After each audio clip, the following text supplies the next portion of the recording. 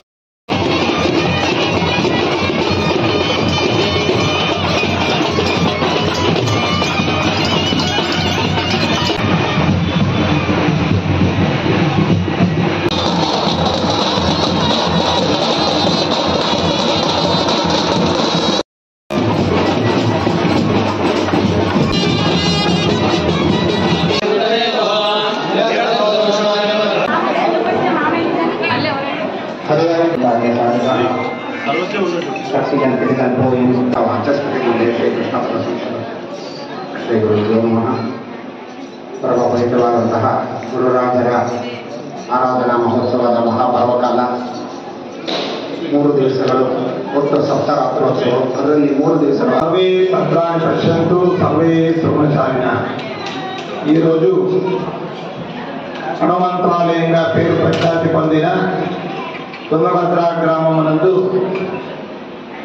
కలియుగ కామధేను కల్పవృక్ష సదృశులైనటువంటి మనందరి ఆరాధ్య గురువులైన రాఘవేంద్ర స్వామి వారి మహారథోత్సవ కార్యక్రమం ఈరోజు ఇక్కడ భక్తులందరి సమక్షంలో జరిపించబడుతున్నది.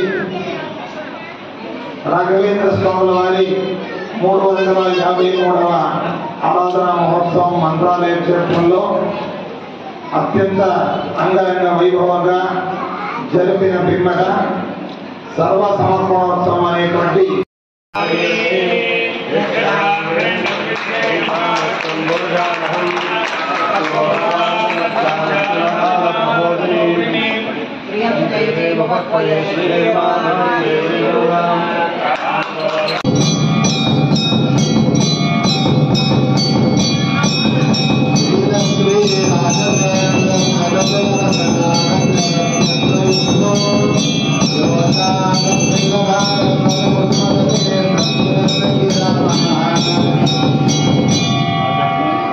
రాజాదిరాజు గురుసారు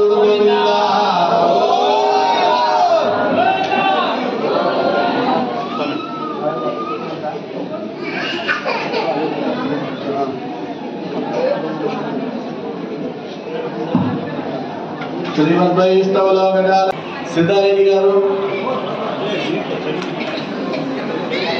లక్ష్మణ్ శెట్టి గారు,